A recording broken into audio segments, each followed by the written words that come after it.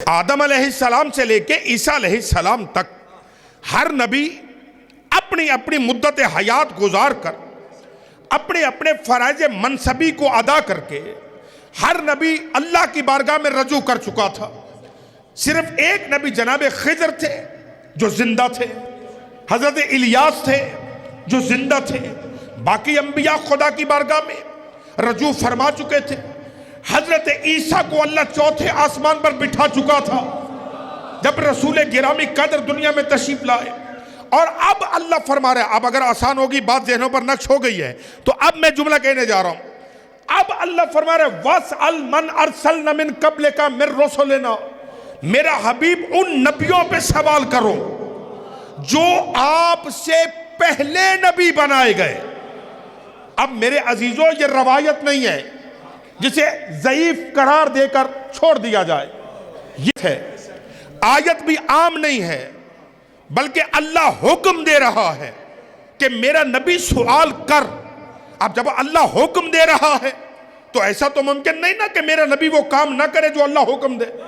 اب یہ کام تو کرنا ہے، سوال تو کرنا ہے، مگر اب نبی ان پہ سوال کیسے کرے جب کوئی نبی میرے محمد کے سامنے موجود ہی نہیں ہے؟ دیکھا نا میرے عزیزو، دیکھا نا، آپ بے نیازی کر رہے ہیں سرکار کے سامنے حوالے حضرات جو ہے، محنت کو دیکھتے جائے پھر بات کو آگے بڑھانا ہے۔ تو جو فرما رہے تھی او بھائی، اللہ نے جب حکم دے دیا کہ سوال کیجئے تو سوال تو کرنا ہے، لیکن اب سوال کریں تو کریں کیسے جب نبی سامنے موجود ہی نہیں ہے؟ کوئی بھی نبی اپنی ظاہری جسم و جسمانیت کے ساتھ بارگاہ محمدی میں حاضر ہی نہیں ہے، تو اب میرا محمد ان پہ سوال کیسے کرے؟ تب کہ آیت تو تے وَاسْأَلْ مَنْ أَرْسَلْنَا مِنْ قَبْلِكَ مِنْ رُسُلِنَا، تھک نہیں رہے اگر آپ حضرات۔ اب جب یہ آیت نازل ہوئی، سرکار مسجد النبی کے منبر پہ تھے، پیغمبر اسلام نے اس آیت کی تلاوت اصحاب کے مجمع کے درمیان کی کہ اللہ نے مجھے حکم دیا ہے کہ انبیاء ما سبق پر سوال کیجئے، پوچھئے نبیوں سے۔ تو سامنے سے ایک شخصیت کھڑی ہوئی اور انہوں نے کھڑے ہو کر کہا کہ جب اللہ نے آپ سے کہا کہ سوال کریں تو کیا پھر آپ نے یہ سوال کیا؟ نہ میرے عزیزو، تھوڑے زحمت کریں گے بھائی جان، تھوڑی سی زحمت فرمائیں ذرا، سردی اتنی نہیں ہے کہ آپ بالکل بول نہ سکیں۔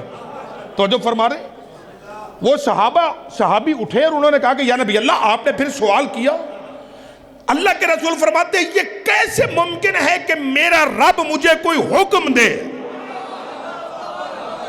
اور میں اس حکم کو پورا نہ کروں؟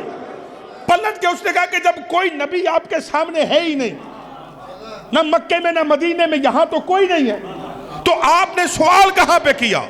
سرکار مسکرا کے فرماتے تمہیں یہ کس نے کہا کہ میں نے یہ سوال یہاں کیا؟ اللہ اکبر، تمہیں یہ کس نے کہا کہ میں نے یہ سوال یہاں کیا؟ وہ کہتے جی پھر کہاں کیا؟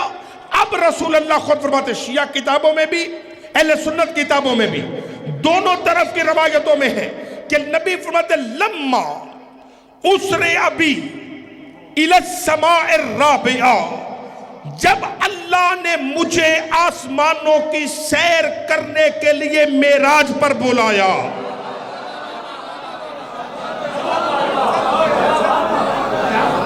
بس تمہید گزر رہی ہے میرے عزیزوں، غور فرما رہے ہیں جی۔ اب 18,000 عالم کی سیر ہے جو میرا مصطفیٰ کر کے آیا ہے، اور آپ یہ چاہ رہے کہ میں یہ پورے 18,000 عالم کی سیر 1 گھنٹے میں بیان کر جاؤں؟ توجہ ہے یا نہیں ہے؟ غور فرما رہے معراج النبی، او بھائی اللہ نے اپنے مصطفیٰ کو فرش سے عرش پر اس لیے نہیں بلایا کہ 26 یا 27 رجب کو مسلمان کلمہ پڑھنے والے حلوہ پوڑی بنائیں اور وہ بانٹ کر کہیں جی معراج ہو گئی ہے۔ یہ کمکمے لگانے کے لیے یا ختم و درود کے لیے اللہ نے معراج پہ نہیں بلایا۔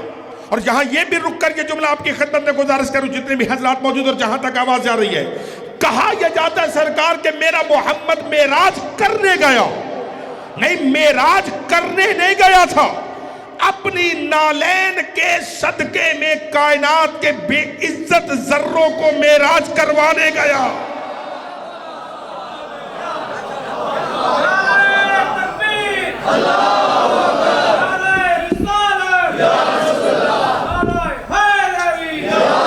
اللہ اکبر. توجہ فرما رہے, کائنات کے بے عزت ذروں کو میرا محمد معراج کروانے کے لیے گیا. اس لیے کہ عربی گرامر جاننے والے حضرات جانتے کہ لفظ معراج عربی اعتبار سے ہے ظرف مکان, یعنی ایسا مقام جس پر کوئی بلند ہو, اسے کہا جاتا معراج. اب محمد کی زندگی میں تو پستی کا کوئی داخل ہی نہیں ہے, وہ تو جب سے ہے مصطفیٰ ہے. توجہ فرما رہے ہیں. اور یہاں رک کر بہت پیارا جملہ مجھے قبلہ علامہ خطیب اعظم حضرت حسن زیدی صاحب اللہ مقاموں کا یاد آ گیا, جب ان سے کسی نے پوچھ لیا کہ قبلہ معراج کسے کہتے ہیں. میرا جملہ نہیں ہے, خدا اس جملے کا ثواب انہی کی روح کو ہدیہ فرمائے. اور یہ کمال ہوتا ہے کہ انسان جس کا جملہ اسی کے نام سے نقل کرے, دیانت اسی کا نام ہے. توجہ فرما رہے ہیں. قبلہ سے کسی نے پوچھا کہ قبلہ معراج کسے کہتے ہیں. آقا نے پلٹ کے کہا کہ میم اور عین کے راج کو معراج کہتے ہیں.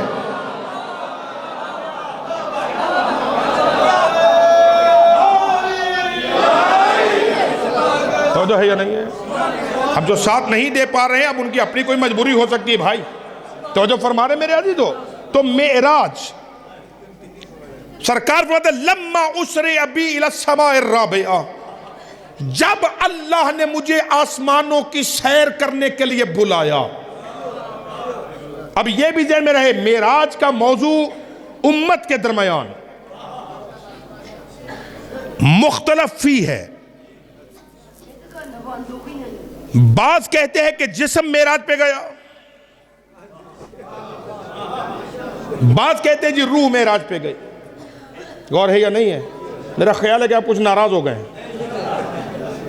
اجازت دے رہے ہیں تو بات تھوڑی سی بڑھاؤں, کیونکہ اب نعرے نہیں لگیں گے. تھوڑی سی بحث تحقیقی بحث کرنے جا رہا ہوں. علم کلام میں جو عقائد کی بحث ہے اس میں طبقے ہیں. کچھ کہتے ہیں کہ نبی جسم کے ساتھ معراج پہ گیا, کچھ کہتے ہیں کہ نہیں جسم یہاں تھا, روح معراج پہ گئی تھی. یعنی بعض نبی کی معراج جسمانی کے قائل ہے, بعض نبی کی معراج روحانی کے قائل ہے. غور فرما رہے میرے عزیزو. مگر یہ ذہن عالی میں نقطہ محفوظ رکھیے گا, جو لوگ یہ کہتے کہ نہیں معراج روحانی تھی, جسمانی نہیں تھی, جسم یہاں تھا روح وہاں تھی, وہ یہ سوچ لیں کہ جسم اور روح کی جدائی کا نام موت ہے, معراج نہیں ہے. توجہ ہے یا نہیں؟ جسم اور روح کی جدائی کا نام موت ہے, معراج نہیں ہے. اور یہ مسئلہ دور بنی عباس میں اپنے عروج کی منزل پہ تھا. ٹھیک ہے, بنی عباسیہ خلافت بنو عباس میں عقائد پہ بڑی بڑی بحثیں ہوتی تھیں. گھبرا تو نہیں رہے آپ حضرات؟ میرا خیال ہے کہ تھوڑی ماشاءاللہ کی آواز کم ہونے لگی ہے. خلافت بنی عباس میں عقائد کے اوپر بڑی بڑی بحثیں مناظرے ہوتے تھے. اسی زمانے میں یہ بحث چل نکلی کہ سرکار کی معراج روحانی تھی یا جسمانی تھی. ساری سلطنت کے علماء کو جمع کیا گیا اور خلیفہ وقت نے اپنی موجودگی میں مناظرہ رکھا کہ ثابت کرو کہ معراج جسمانی تھی یا معراج روحانی تھی. اب ذہن میں رکھیے گا, جس زمانے میں یہ مناظرہ ہوا اسی زمانے میں مکتب ولایت کا ایک دیوانہ رہتا تھا جسے بہلول کہتے تھے.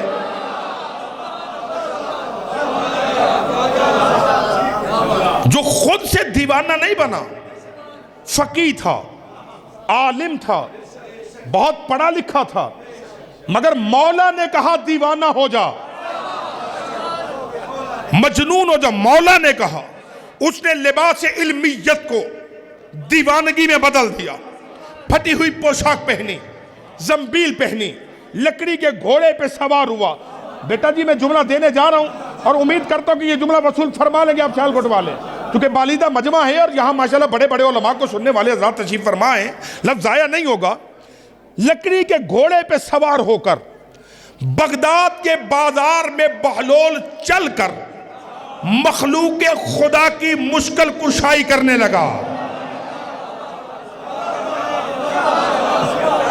نہیں، مجھے توقع تھی کہ آپ لفظ لے لیں گے۔ حضرت بہلول لوگوں کی مشکل کشائی، لوگوں کے مسائل کو حل کرنے لگے۔ یعنی بڑے بڑے مفتی جن سوالوں کا جواب نہ دیتے، بہلول اپنی عقل و دانش کے ذریعے فوراً ایک صلوات بھیجے ذرا محمد آل محمد پر۔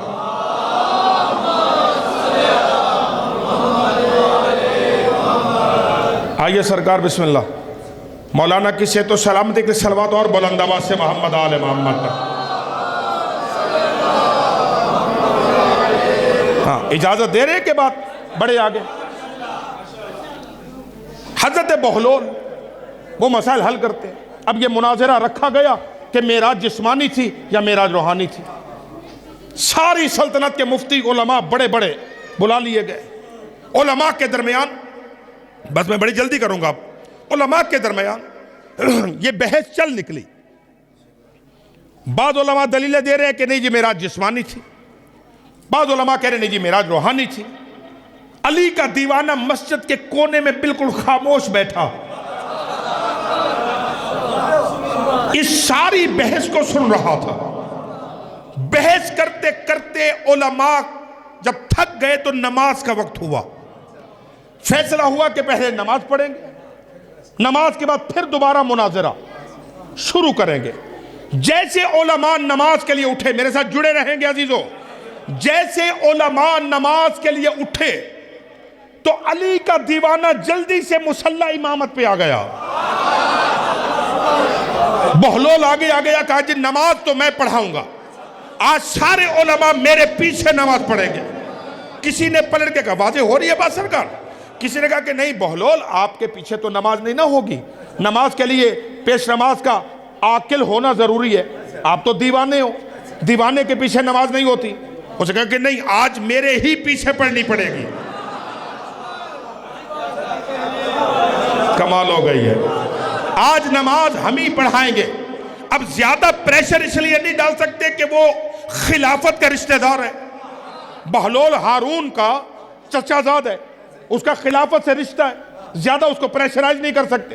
مجبور ہو گئے مولوی کہ آپ پیچھے اس کے دیوانے کے پیچھے نماز پڑھیں۔ جی ٹھیک ہے پڑھائیے۔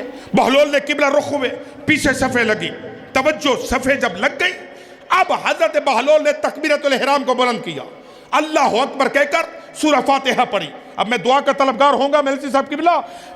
جیسے سورہ فاتحہ والضالین پہ ختم ہوئی، اب جناب بہلول نے آگے سورہ بنی اسرائیل کا آغاز کیا۔ سبحان الذی اسری بعبدہ، جو پہنچ گئے، باقیوں کی انگلی ابھی تھام لیتا ہوں عزیزوں تاکہ وہ بھی پہنچے۔ توجہ فرمائیے گا، میں چونکہ وسیلہ بھی میں نے بنا لیا ہے نا کہ وہ دعا فرمائیں گے تو بات اب تک پہنچے گی۔ سبحان الذی اسری بعبدہ، یہ ہے قرآن کی آیت، بہلول نے یہ شروع کی۔ اور آپ کے ہاں ہے، یہاں بھی جو مولانا علامہ صاحب ہوں گے نماز پڑھاتے ہیں، کبھی کبھی پیش نماز بھی بھول جاتا ہے تو پیچھے سے مقتدی پھر لقمہ دیتے ہیں تاکہ پیش نماز واپس اسے یاد آ جائے کہ کیا پڑھنا تھا، ٹھیک ہے۔ حضرت بہلول نے کہا سبحان الذی اسری بروحہ، گزر گیا لفظ میرے عزیزوں، میں پورا نتیجہ گھنٹے کی گفتگو کا دے گیا ہوں۔ بہلول نے کہا بحث کیا ہو رہی تھی، معراج جسمانی ہے یا معراج روحانی ہے؟ بہلول کہتے ہیں سبحان الذی اسری بروحہ، پیچھے سے علامہ صاحب نے کہا کہ بعبدہ، بہلول نے زور دے کے کہا بروحہ، پھر کسی نے کہا بعبدہ، بہلول نے پھر کہا بروحہ، کسی نے کہا نہیں بعبدہ۔ نماز توڑ دی علی کے دیوانے نے، اور نماز توڑ کے کہتے ہیں پہلے تو تم فیصلہ کرو کہ تم سچے ہو یا خدا سچا ہے۔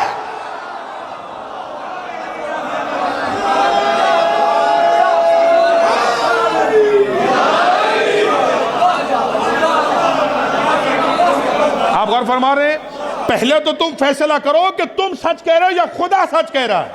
تم کہہ رہے ہو کہ معراج روحانی تھی، اللہ کہتا ہے میں عبد کو لے گیا،